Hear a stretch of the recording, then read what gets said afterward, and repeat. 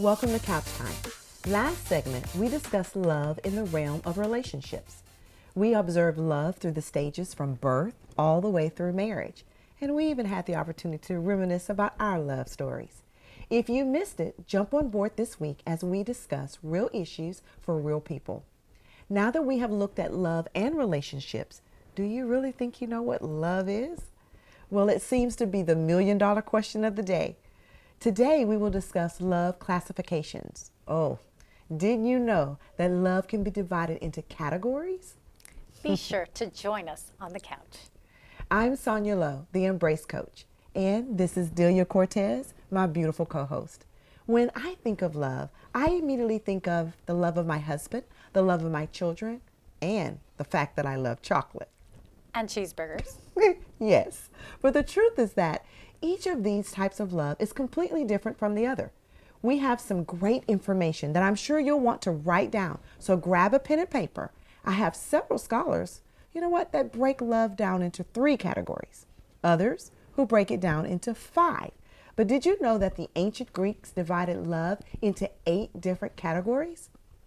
When we return, we're going to have 2 special guests. They're going to give us their input on love from a millennial perspective. Be sure you tune in. Don't go anywhere. We'll be right back.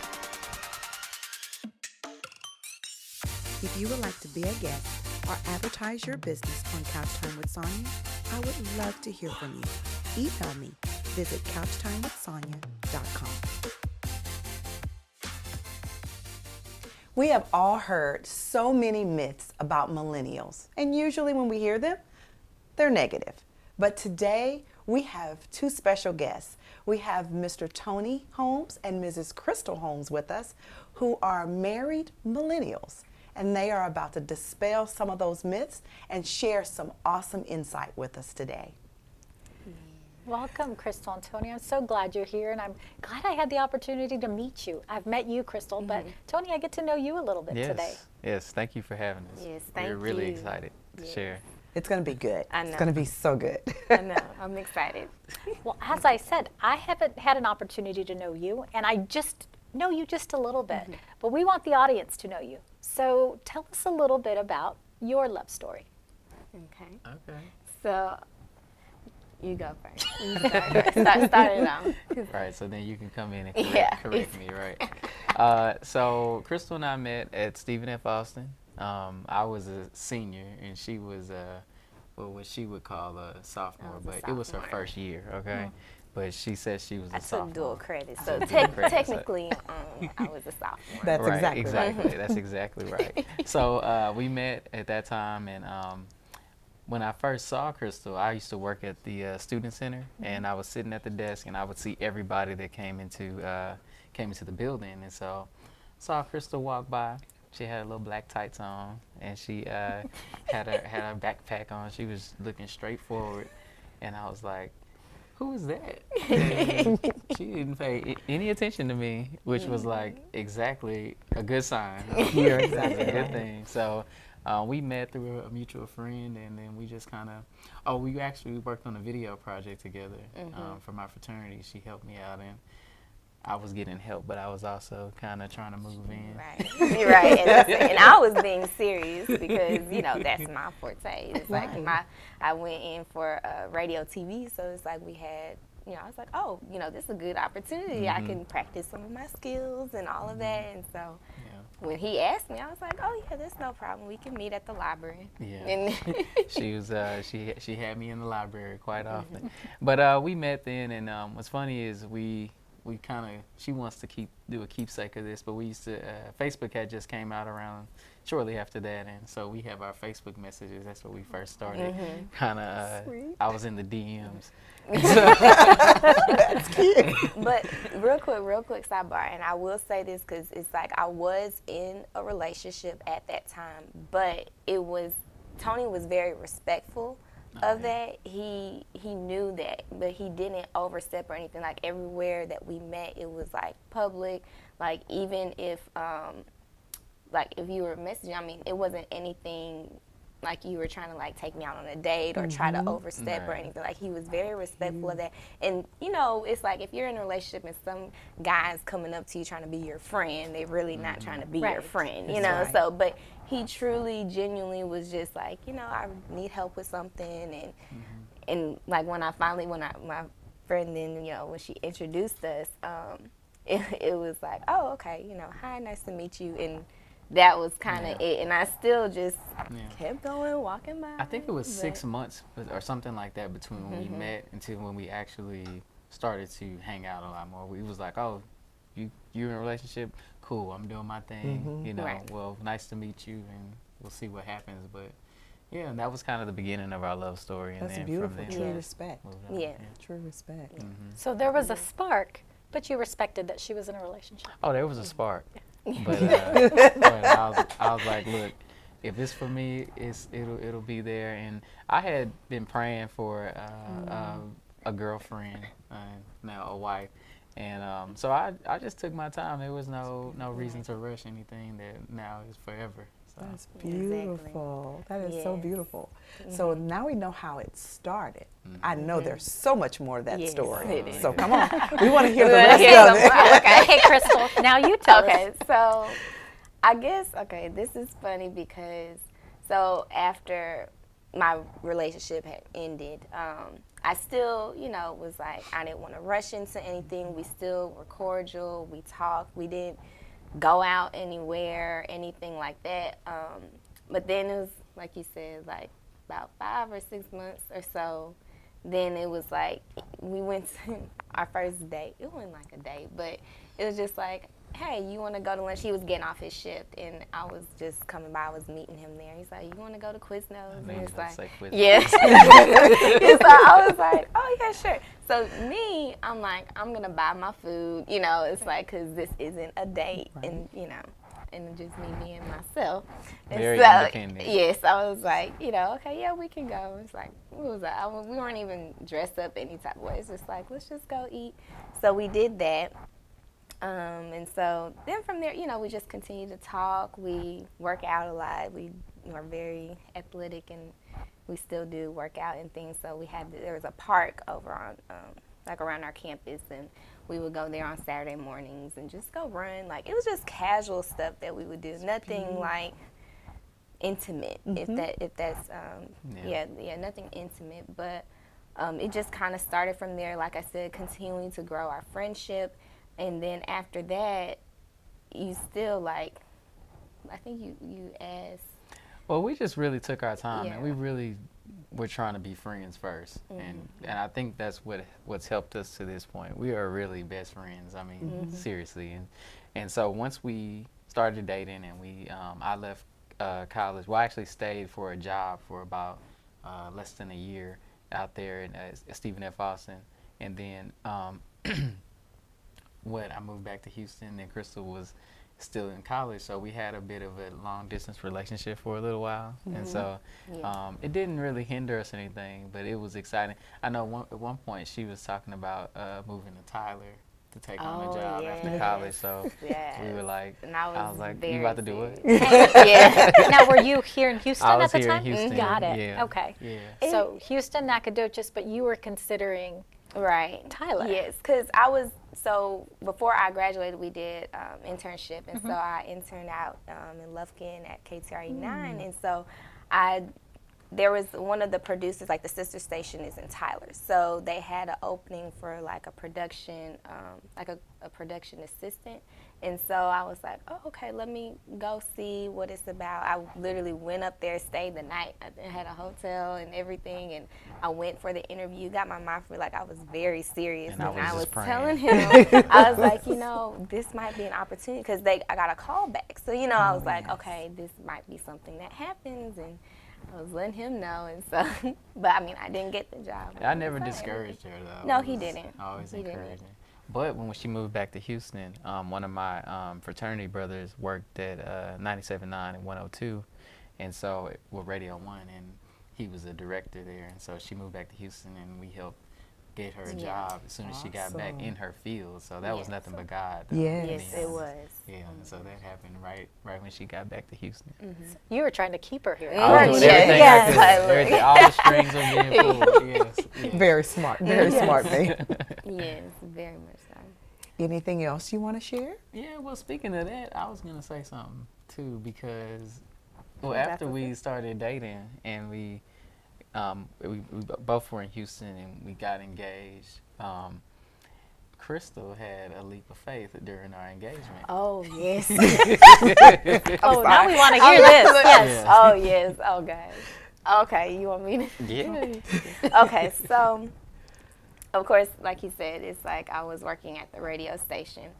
And, you know, it's like you're in somewhere, you're in a space, and it was a tremendous experience. Like, yeah, I'm still in contact with a lot of people there, even to this day. So, I really enjoyed working there. But, you know, you have that feeling when you know it's time to shift. I did a lot of stuff with the digital team there and production and stuff like that on the promotion side.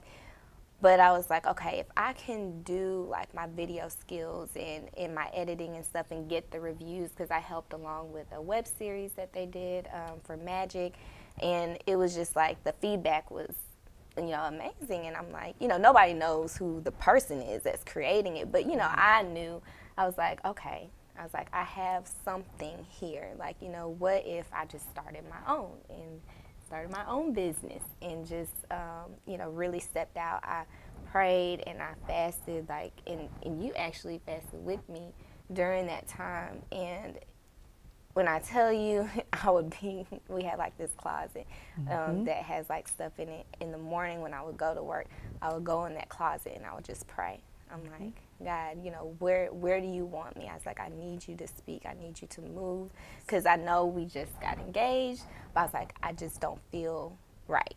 Like, I know there's a shift that he's trying to pull me towards. And so I ended up leaving that November in 2015 to venture out and actually start my own business. And it's other stuff too. I don't want to like kind of get long-winded, but like the signs that I knew was during that time we fasted.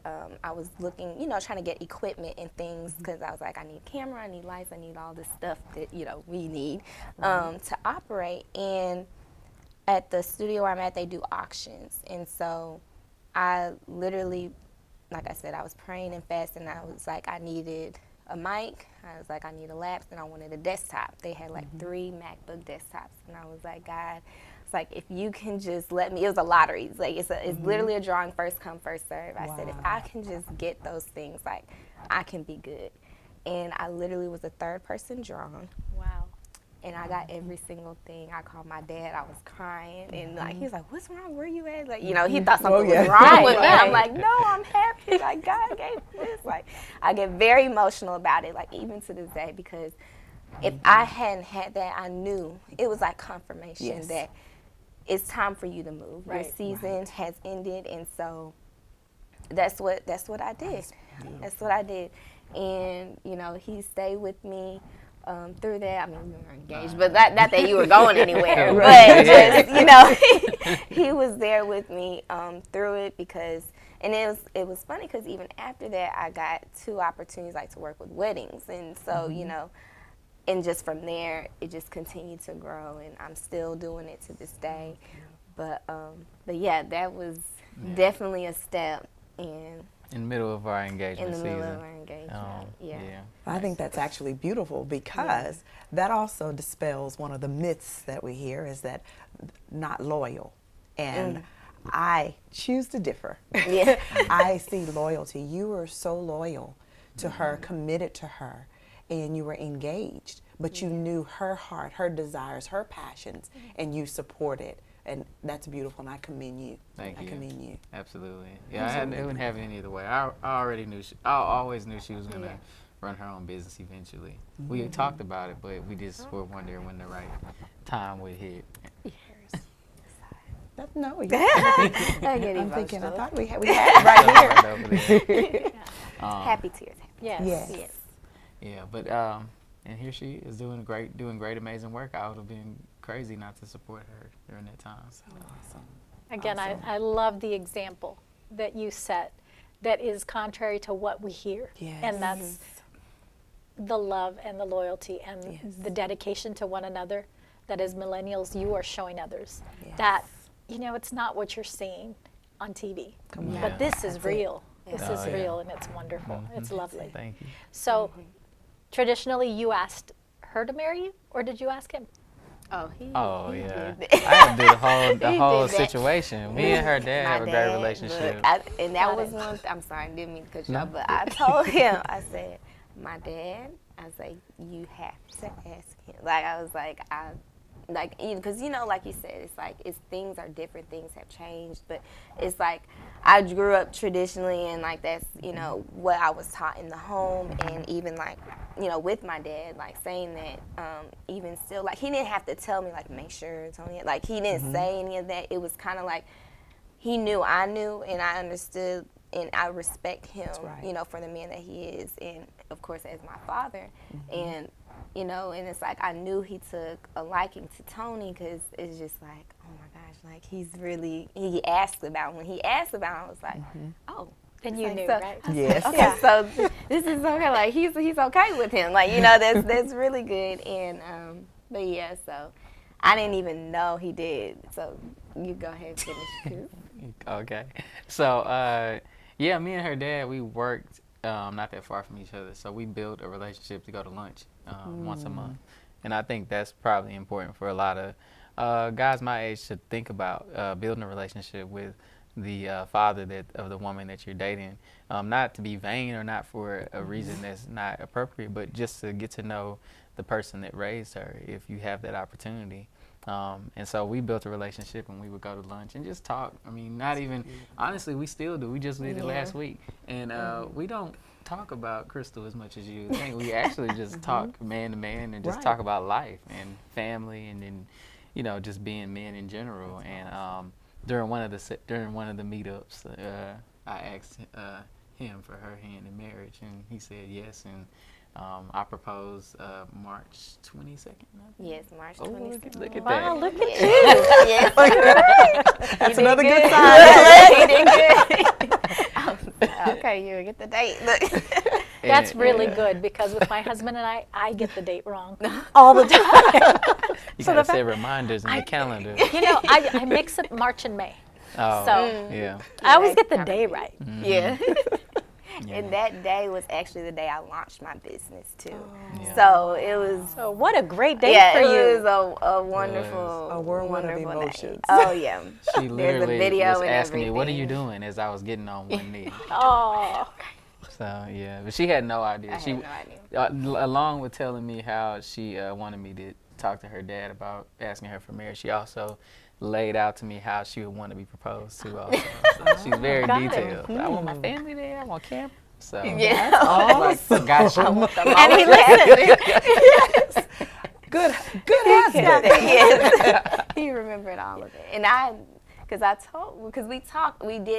we did have that marriage talk. Like, we both had graduated already by this time. And it's like, okay, the next step, of course, marriage.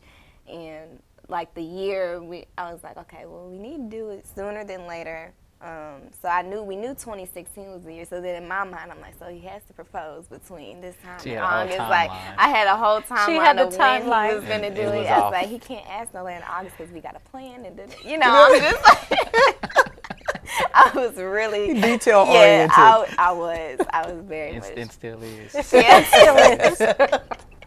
But yeah, he surprised me on that. Yeah, that threw me off. So beautiful. And how long have y'all been married now? We'll make 2 years next month. A month exactly from now. Oh, how beautiful. Yeah. And what are your ages, if you don't mind asking? I'm Yes. 25. I'm 28. Awesome. It's just so beautiful. Yes, to I see. remember this stage in our relationship. too. It's beautiful. We loved seeing it. And another thing too that was challenging in our relationship as we were dating and engaged is I lived near Humble and she lived in Pearland. So that was like yes. 45 minute hour drive Yes. to. So it would be times we wouldn't see each other but maybe one time a week in the same city because we just, but we didn't live together or anything like that. And so we just had to make it work. Right. And we did. I love that you honored that, Yeah. even through being separate, not being able to see each other, that you honored the commitment to stay living apart until you were married. Yeah. That's beautiful.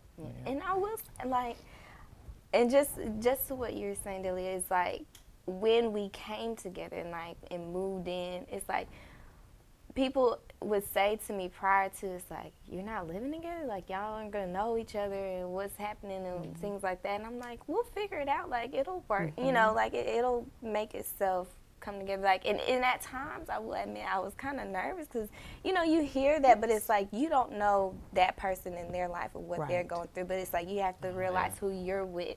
And with Tony, it's like he's so understanding and patient, very patient with me. And so like that's right. in the beginning, like it was some moments I was like, you know, he moved my kitchen around, you know, I had stuff certain places, And then there was moments where she threw my shoes down the stairs. They're always on the floor. Hello, welcome to marriage. Yes, that's marriage right there. it's like why? But it was never to where he was just angry or upset at me to where he just lashed out or just, you know, was like, ugh, like we never did a quiet, you know how people get silent treatment. We didn't have that. We talk about everything. If there's an issue or if there's something that we're on a disagreement about, even if we need to pause a moment, we'll take that pause. Good. But That's for the good most right there. part, we'll talk about it. It's like we're not going to dismiss what just happened. It's like let's address it and figure out what we're going to do, you know, moving forward. And we come to We have different agreement. communication styles too. I'm very analytical, so I'll say, okay, can I bring you over here to the whiteboard and let me show you what I'm thinking, and I like break it all the way down. Fine, I guess I get. So you got to figure out what works for you, though. That is Right. so true. Yeah, we found our love languages, I guess. So. That's so awesome. That's some of what we'll be talking about during this series. So I love that you mentioned the love language because it's so important in a It is. marriage. It Yeah. is. You know, we've talked about this before. You know, it's a give and take. It's compromise. Yes. You know, it's Yeah. just truly honoring that you are two different people. So there's going to be compromise to work through things. Yeah, I think early on we had to really realize that having expectations in a marriage, especially early on, it's an early death. Yes. So we both had to kind of like talk through our expectations of what we think marriage should be like or what it should have been like and all That that is so stuff. good. And I think that book, The 5 Love Languages, helped Yes. me realize that, oh, so I'm acts of service. I like for you to do things that, oh, I appreciate that, you know, things like that. And she is quality time. Yeah. So just turning off all electronics and just sitting like this. and being right here. And gazing lovingly into her eyes, right? Yes, no matter But what time that's of day. so beautiful. And because you both know each other's love language, you act upon that. Right. And that is absolutely beautiful. Well, I am just excited. To hear millennial love is so beautiful. But there's so much more because they're going to address some particular questions and you're going to get to see their heart on the deeper things. But we'll be right back.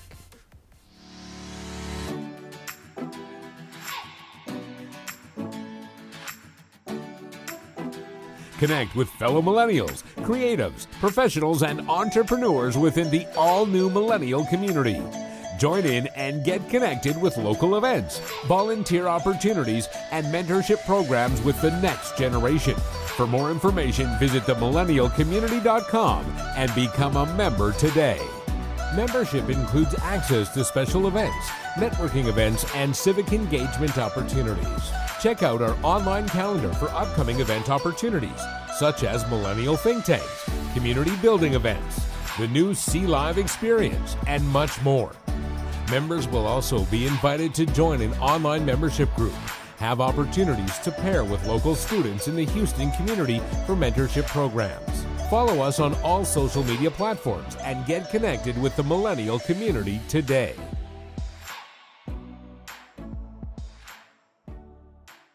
We're back. If you missed that previous segment, go back and watch it. Today we have Tony and Crystal Holmes, and they're giving us the perspective from a married millennial couple, and it has been fantastic. We are going to continue on. We want some more information from them, so join us. My question for you is, today we see that millennials don't necessarily believe in a traditional marriage. What are your thoughts on that? Obedience is better than sacrifice. That's good. That is the first thing that comes to mind, because when I say since we've been married, it's been back-to-back things that have just opened up and doors. Like, even our honeymoon was all expense paid. We went to Hawaii. So it was just, that trip by itself is a lot. And so, we just both were just like, we don't want to, we did not jeopardize, but we just wanted to act in obedience to what God's word says. And we wanted to make sure that we both, of course, were like on the same page with everything. And it's like when we saw the results of just the little things, the time that we sacrificed of not seeing each other for those weekends or weeks and days, and just being able to go to church and just, pray together and fellowship with other people, like, it just brings so much more joy. And like I'm at a peace all the time. It's like I don't feel like I'm tensed or on the verge of just being thrown completely off. And if I am, he's got me, he brings me back. And vice versa. Yeah, and so that's what I would say to that. Because it definitely is. I don't know. I guess for us it was natural as well, because between the two of us, we've had an opportunity to see almost 60 years of marriage between our parents. So with me seeing my parents and her seeing hers, I don't ever think it was a question if we would get married. So for us, we're probably fortunate that we haven't found each other. But I don't know why millennials aren't giving marriage a shot. I don't understand what's so scary about it. So are you believing that myth, or is that just what we're hearing? No, it's true. You think it's true? You see it. You see, I have, for us, when we got married, we were some of the first friends of our groups that were married. I know she was, and I think for me, I was probably second out of a lot of guys I know to get married. We've been very fortunate in that we have you two.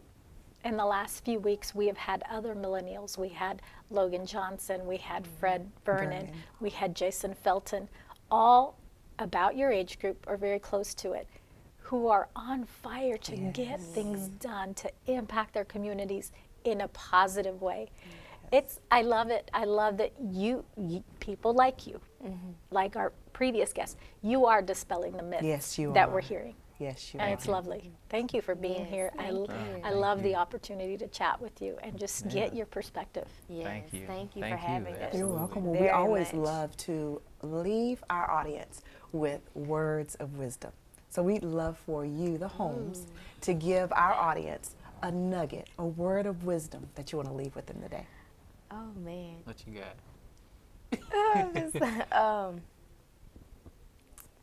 Like with marriage or just It can be general, anything that's or on your just- heart, because here we like to flow. So anything that's on your heart that you want to leave with the viewers today. I will say, if you are very passionate about something, they always say, if you do what you love, then you're not, working, and you don't feel that way. And I can honestly say I'm feeling like I'm in that space right now. And it can be discouraging, especially like if you, like we talked about with social media and everything around us, distractions and things, and seeing other people's lives. It can kind of hinder us from thinking that we're good enough or we can do it. But I just want to encourage you just to keep going and pursuing your vision, your passion, and whatever you're dedicated to, because it will come around, and your labor will not be in vain, and God sees what you're doing, especially if you're doing it to serve others. Absolutely beautiful. Be bold. Set a big goal that when you look in the mirror, it scares you to say it out loud. You start shaking. Set something like that so that you can know that you have to lean on God to get whatever it is that you're trying to get accomplished, because you can do it. Don't set small goals. Go big. Go big. Don't be afraid. So awesome. We thank you so much for visiting with us today. Thank you. Thank you. Thank It you. has been amazing. I know Delia and I have definitely gained wisdom from the homes, and we hope that you have as well. We'll be right back. How do you define freedom? Is it health? The ability to call a board-certified physician 24/7, 365 days a year. The ability to eliminate all future copays. Is it wealth? Cut your years to mortgage payoff by more than half and save hundreds and thousands in interest on mortgage, car, and other loans. Is it the gift of college scholarships for every child? Earn guaranteed scholarships at more than 360 private colleges and universities in 45 states. Or simply, abundance, time freedom, the perfect opportunity at the right time. It's all of these and so much more. We are looking for leaders, and freedom is calling. Join the Trivesta movement.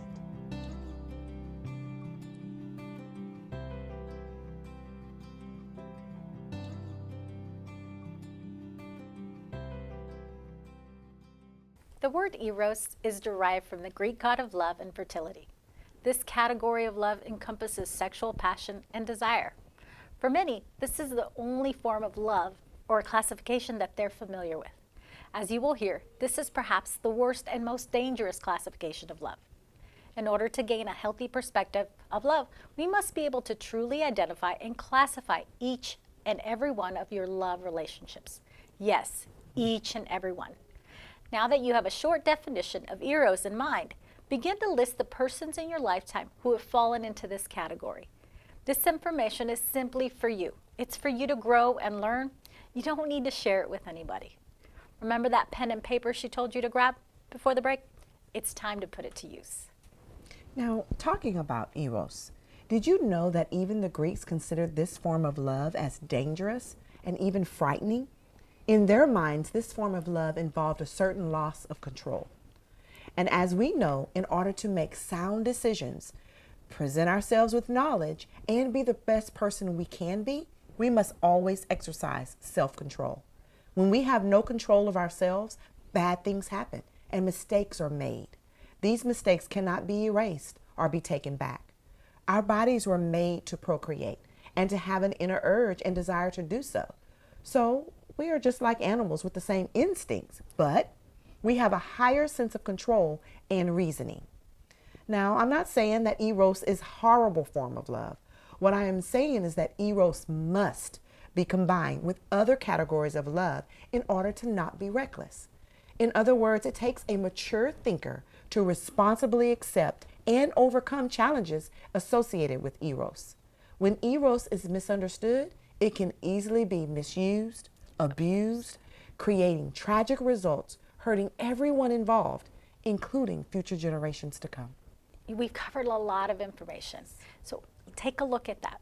Examine your eros relationships and determine if these were strictly eros or perhaps eros along with one of the other forms of love. Be true to yourself when analyzing. This information is for you. Assessing this will help you become more familiar with the categories of love and how these categories affect past, current, and future relationships. You may just find out where things went wrong, or even better, where things went right. We're going to take a quick break, but we will be right back in just a moment. And then there was life. Born to color outside the lines. Born for such a time as this. You showed up on the planet to produce a dream. You, yes you, were born with purpose, with words. Friends, imagine that your dreams can become your reality by the words you speak. It all starts today. It starts with you. Creation, formation, transformation, all begin with change. The battle is in your mind, but your voice is your weapon. Speak life, believe, prosperity, creative, daring. The best way to predict your future is to create it. Your future is unwritten. Let's begin writing today. Your words create your world.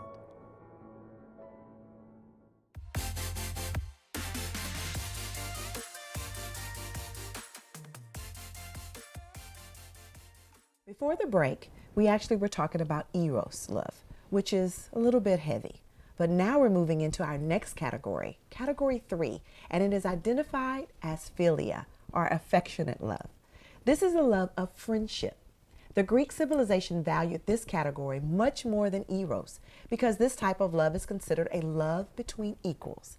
This type of love takes nothing physical into consideration. In fact, it has nothing to do with that at all. It's loving the mind of another. Because the great philosopher Plato felt that physical attraction was not a necessary part of love, the word platonic was born, meaning love without physical attraction. I have an amazing relationship with my friends, especially my sister sitting right here. And I truly love my friends, and they know who they are. You know what? When I say I love you, Delia, or I say I love my friends, I mean it. And philia is involved in a loyalty among friends. It's a camaraderie. It's a sacrifice. We all have that best friend or those friends that we are eternally loyal to and will make endless sacrifices for. This is philia. Our next category, similar to philia, is a love without the physical attraction. However, it adds to the natural aspect of kinship and familiarity. Storge is a form of affection that flows from a parent to a child, children to their parents, and among childhood friends who have remained in a kinship, a strong friendship, through their adulthood. This casual relationship is grounded in a very special form of love, and it creates and molds the persons we become. How powerful is a love that molds? True. I use the example of my grandparents. My grandparents' love, just seeing that love was passed down, my parents, and then to me, that I continue to do that today. But man, it sure has molded me to be the woman I am today. I say the same thing about my father, his sacrifice, his work ethic, the way he showed love to us. It's how I show love to my children. So right. And there's just so much more. We're not finished yet. So take a break, grab your favorite drink as we always tell you, and we'll be right back. If you would like to submit questions or topics for the show, send us an email. Visit couchtimewithsonya.com.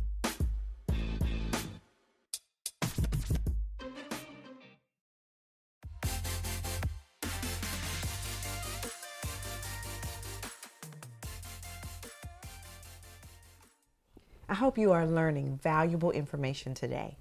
The next type of love that we're going to talk about is really not spoken of generally. It's usually spoken of as a separate category. Right. The category is ludus. This is the type of love that occurs in early relationships and early on in adult relationships. It's that playful type of love. Do you remember when you first experienced a romantic attraction to another person? For most of us, this is considered the puppy love stage. No, ludus is not really the puppy love itself, but it's the playful emotions that flow with it. A big association action which falls under the category of ludus is flirting. And of course, isn't that how it all gets started anyway? Right. In fact, studies show that girls and guys have specific ways of flirting. And we're going to talk about some of those today. Women engage in flirting in these type of ways. So men, let's put a pin right here. You definitely need to be taking notes so that you'll know when a woman is flirting with you. Number 1, making simple eye contact from across the room. You know, ladies, when you actually allow him to catch you looking at him and you hold that contact for just a split second and then look away. Some ladies who are a bit more forward and want their counterpart to know that they are interested will offer a quick wink before looking away. And then 2, a smile is worth a million words. Smiling has been said to make you more attractive to others. Your happy spirit is infectious. Smiles make you seem more approachable as well. I have had friends who go out together, and despite their effort that they put forth, looking great, smelling great, right. Oh my gosh, you know all the things you do when you're going out, the available guys seem to approach their friends and not them. I used to hate to hear that word, unapproachable. What is that? Did I have to really get all dressed up or smell worse for someone to really feel comfortable in approaching me? I'm glad I really never had to deal with that. Right. But no, sometimes the most important item that you can wear is a smile. So smile. And then number 3, your body language. It may hold an entire conversation all by itself. Right. Without you having to open your mouth. Smiling and eye contact are part of this. But remember that you can send negative signs like crossing your arms. That's really negative. And your flirting body language may include positive signs such as flipping your hair, or if you're like me, you can't do that. And then for those who have long hair, you can, but it's also playing with your necklace, playing with your earrings, just to draw that extra attention Right. to yourself. Getting them to look at you. You're exactly right. Yes. You know, women are notorious for the subtle flirting. Have you ever surprisingly, but not really, crossed his path without appearing to be like a stalker? You'll take that quick stroll around the park where you know he's running at that same time, the same day. Maybe you take your dog to the same park and you play with your dog in such a manner that you're trying to catch his attention as he runs by. How about movies that play on that classification? 5, for those who are really bold, you may consider making the first move. I know I did, and I believe Sonja did too. Sure did. You know, when we were growing up, it was pretty uncommon. Most women wouldn't be caught dead asking for the date. But it's okay. If you want to, do it. I know that during the times of Powerpuff Games and the Sadie Hawkins dances, many people didn't have the nerve to ask that, So true. you know, that guy. That's so true. During this week, you know, where the girls played football and the boys were the cheerleaders, the girls were supposed to ask. Oftentimes that didn't happen. If that's you, go for it. Number 6, women may be the first to break the touch barrier.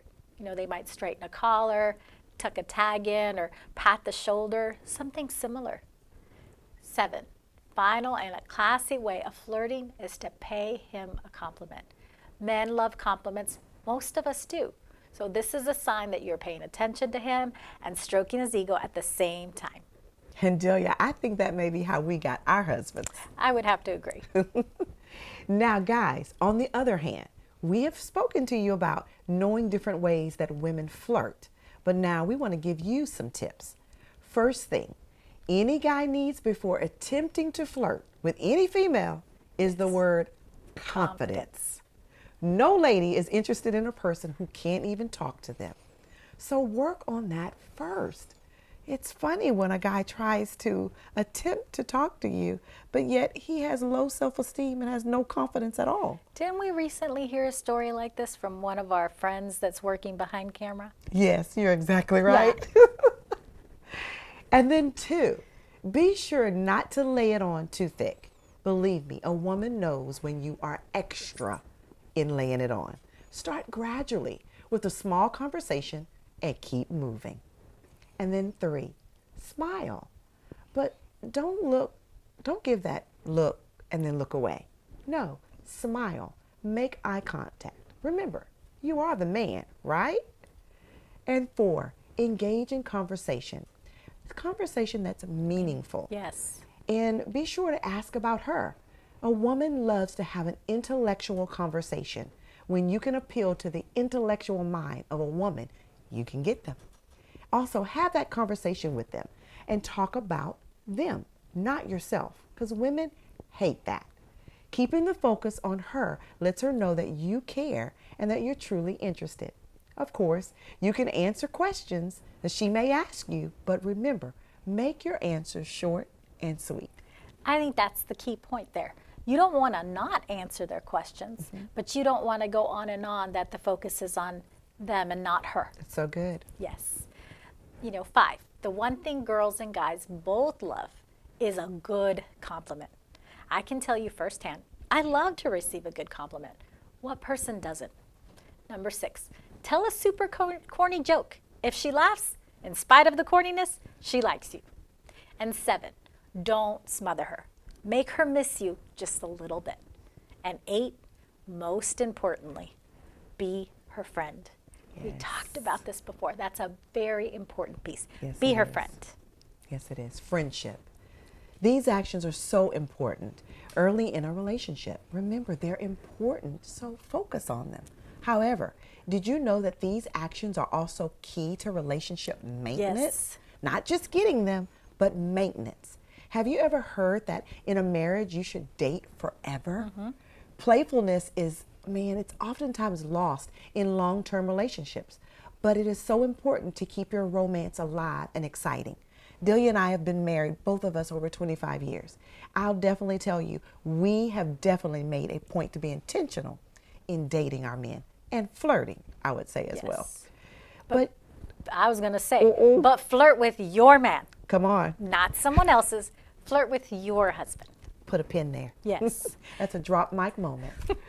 But to restore some relationships, you know what? Flirting can help either restore it or it can keep it going. Right. So we tell you, you know what? I hope you're writing all of that down. If you missed anything, go back, rewind. We'll be right back. CEO Jalea Davis is making history by becoming the youngest African American female to own a television station in the nation. Along with her colleague, President Crystal Holmes, these women are becoming a part of the 1.3% African American television station ownership. Get ready for Eyeconic Television, an all-new channel coming to your TV on KVVV Channel 15.10, covering Houston's local inspiration, entertainment, health, wellness, fitness, family, visual artists, comedians, and more. Streaming 24/7 on EyeconicTelevision.com. Be sure to stay tuned for the latest and greatest on Eyeconic Television, where everyone can be iconic.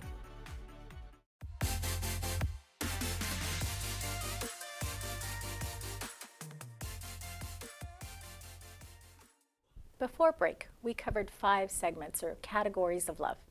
And we're going to get into the next one. It's a little more serious. So perhaps if you have children in the room, they may want to step away for just a moment.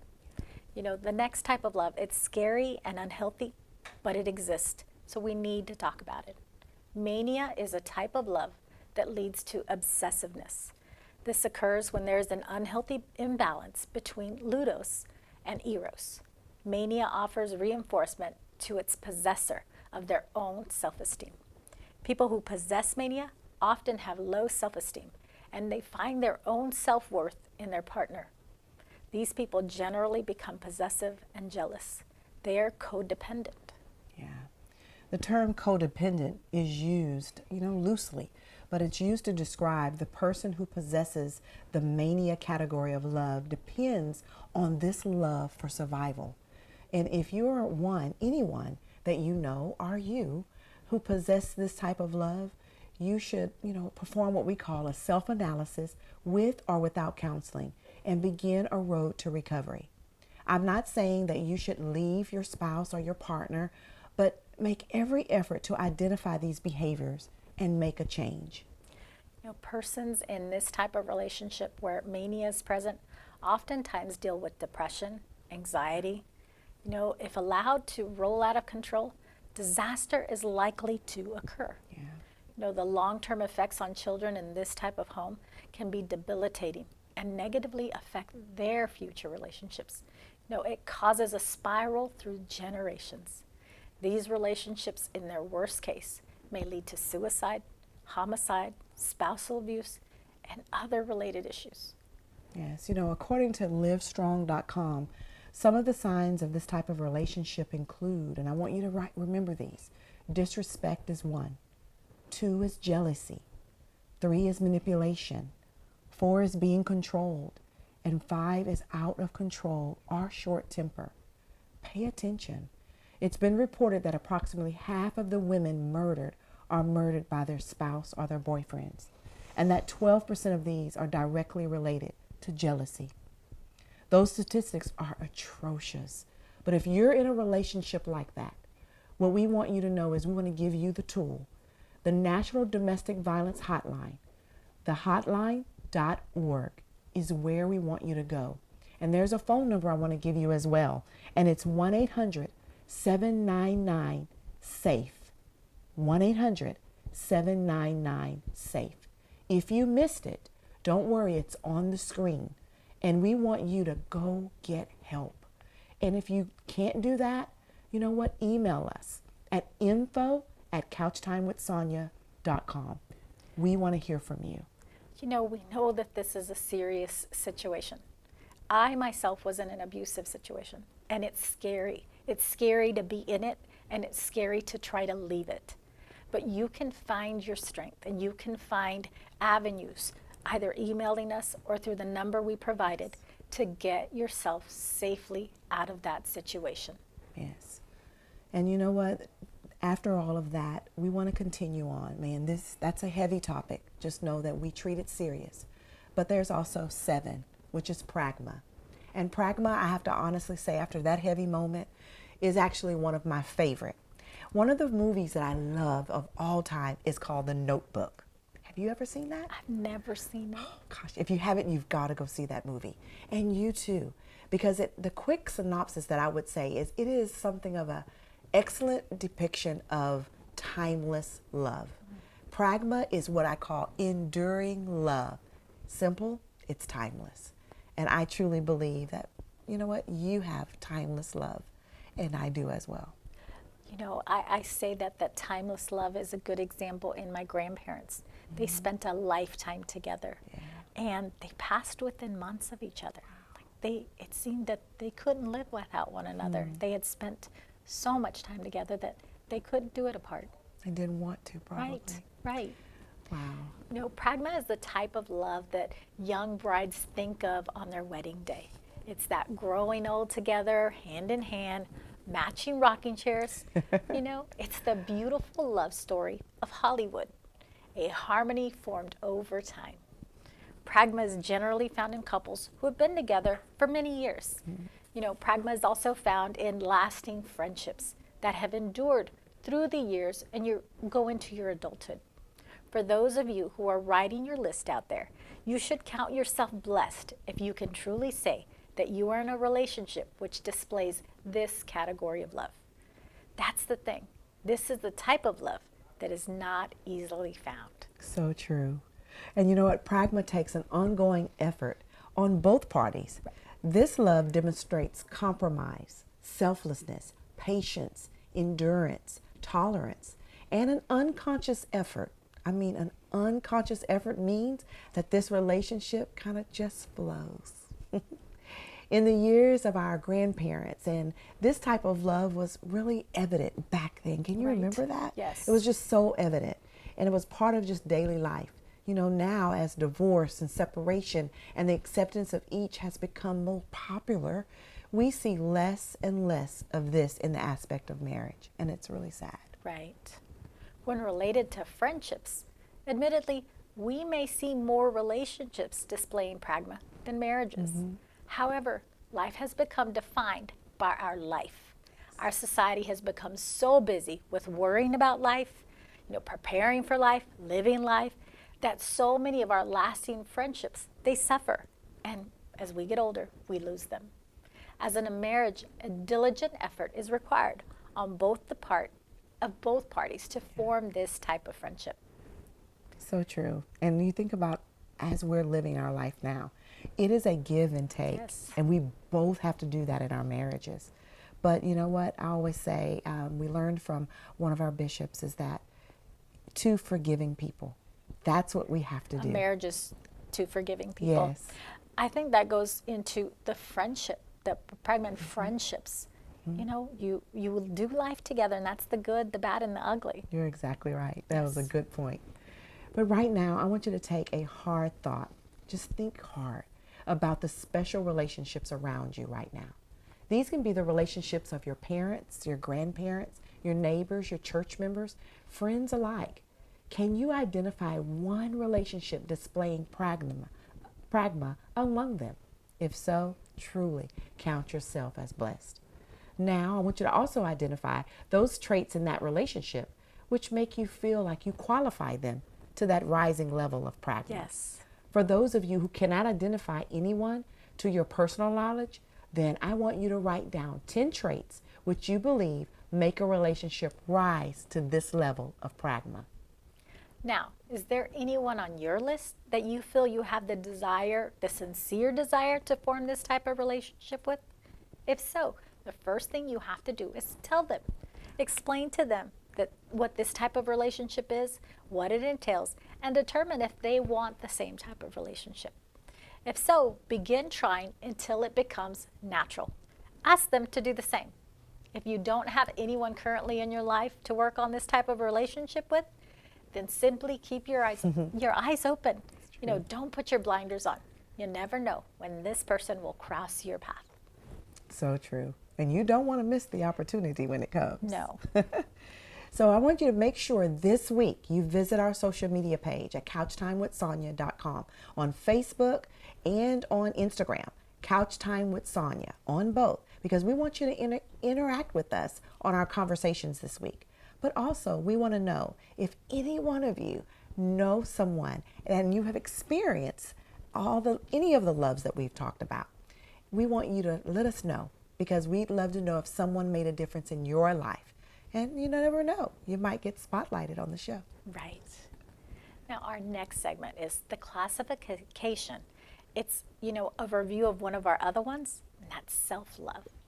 Philatia, or self-love, is exactly as it states. It's the love of oneself. Before we can share love with others or care for others, we must first learn how to love ourselves. This love it's the love of the healthiest form, in the healthiest form. As referred to on lonerwolf.com, Philatia shares the Buddhist philosophy of self-compassion, which is the deep understanding that only once you have the strength to love yourself and feel comfortable in your own skin, you will be able to provide love to others. As Aristotle stated, all friendly feelings for others are an extension of a man's feelings for himself. Think about it. You can't share what you don't own. This is based on the theory that the only way to truly be happy is to find unconditional love for you. This type of love goes to the very depth of your soul. Now, saying that, my gosh, Yes. the depth of your soul in a relationship, I'll definitely say, is that what happens when you fall in love with your soulmate? Perhaps. That's a good point. That is a good point. We're taking a commercial, but we'll be right back. I'm Marlon Wilson, and you're watching Grind Time with Night Wolf Productions. If you got a plan, just do it. Don't let anything stop you. I'm Lauren Tolot, and you're watching Grind Time with Night Wolf Productions. Live poor, poor, poor for the first full year as an entrepreneur. Probably 2. I am Chloe Cook, and you're watching Grind Time with Night Wolf Productions. There is no limit, as long as I'm willing to fail enough times. Hi, I'm Samir Freedy. You're watching Grind Time with Night Wolf Productions. You want to be the best, you gotta be a little bit crazy. Start where you are, and start today. I am CJ, and you're watching Grind Time with Night Wolf Productions. Go find that passion and go for it. I'm Avi, and you're watching Grind Time with Night Wolf Productions. I always tell myself I'm gonna win, like this is gonna happen. Stop settling for an illusion of success. Stop settling for an illusion of entrepreneurship. And keep grinding. Welcome back. We have saved the absolute best for last. It is agape love. This is the highest form of love. True, selfless, unconditional love. For Christian viewers, this is the type of love that Jesus displayed in dying for our sins. If you are not a Christian, you may best associate this with the type of love that causes a person to jump in front of a moving train to push someone that they love off the tracks, knowing that this would be their demise. This type of love also has absolutely nothing to do with sex or any other type of physical attraction. This is the deepest form of love that is imaginable. Agape possesses compassion without boundaries, despite ill treatment or disappointment. Agape is completely free from expectations. You can imagine that a load is lifted from you when you are the recipient of this kind of love. You get this love just because, and there's absolutely nothing you can do to change it. Agape loves you despite any ill treatment or flaws, and we all have them. This love accepts, forgives, and believes for our greater good, and there are absolutely no strings attached. And that is truly just like the love of our Savior, Jesus Christ. Absolutely beautiful. So beautiful, for sure. Now that you've had an opportunity to review these various types of love, it's time for you to assess your situation. You should be able to now take a deeper look at each of your relationships to determine the love health of each and every one of those. This next week, take the time to perform a deep evaluation based on today's show and look at those relationships. Use the knowledge from today to form a plan for strengthening your relationships, the healthy ones, improving the shaky ones, and letting go of the destructive relationships based on love. Thank you so much to all of our viewers for joining us as we've explored the different types and the classifications of love. It has been a great day. And we want to thank also our special guests, Tony and Crystal Holmes, the millennial marriage, man, and how they dispelled certain myths. So beautiful, beautiful relationship. Yes, it truly is. Now that we have looked at relationships and the types of love, this leaves us with a big hurdle: communication in loving relationships, also known as love languages. Join us next week as we discuss how to determine your love language. And don't forget to join us on our social media pages for more information about today's topic. It's been a great day. God bless you.